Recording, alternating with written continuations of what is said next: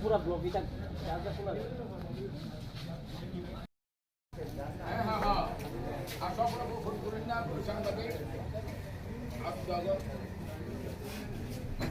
মধ্যে বাড়ি লাগছে গাড়িটা, বাড়ি লাগার সঙ্গে ডালটা ভাঙ্গা গাড়িটার মধ্যেও পড়ছে, প্লাস কারেন্টের তারের মধ্যে পড়ছে। কারেন্টের তারের মধ্যে পড়ার মধ্যে বিরাট একটা আউজ হয়েছে এবং এলাকায় পুরা কারেন্ট গেছে, অন্ধকার হয়ে গেছে।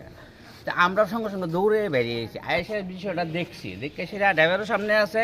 তা আমরা এখানে একটা অ্যাক্সিডেন্ট হয়েছে, ঠিক আছে, এটা তো গাছের লোকে বাড়ি গেছে, হয়তো ড্রাইভার দেখছে না, বা রাত্র যে কোনো সমস্যাই হোক, গাছটা হয়তো একটু কাটিয়ে আসলো, ওই সাইডে চাপলে হয়তো লাগলো নইলে।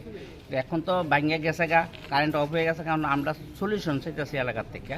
ইমিডিয়েটলি আমরা লোক আগে ইলেকট্রিক ডিপার্টমেন্টে খবর দিয়েছি, ইলেকট্রিক লোক সঙ্গে সঙ্গে আইসে বলতেছে এই ডাল না সরাইলে আমরা কারেন্ট কেমনে দেবো।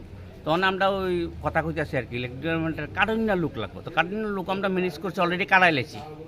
অনেকক্ষণ ধরে আধা ঘন্টা ধরে কাটাই লেছি অলরেডি। কাটাই কি হয়েছে এদিকে?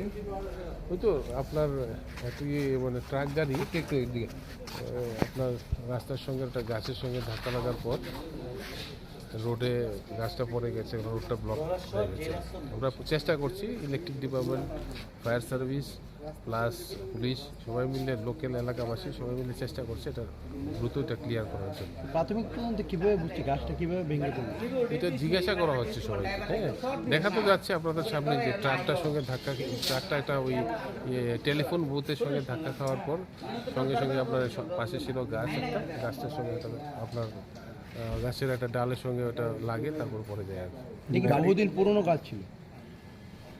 বহুদিন পুরনো গাছ বলতে এটা তো গাছটা দেখাই যাচ্ছে, এটা তো গাড়ির চালক কি আছে, মানে গাড়িতে ছিল? হ্যাঁ আছে। যেমনি কারেন্টের যে ইলেকট্রিক ডিপার্টমেন্টের তারা তো খুব দ্রুততার সঙ্গে এসে এখানে ইলেকট্রিসিটি রেস্টোর করছে।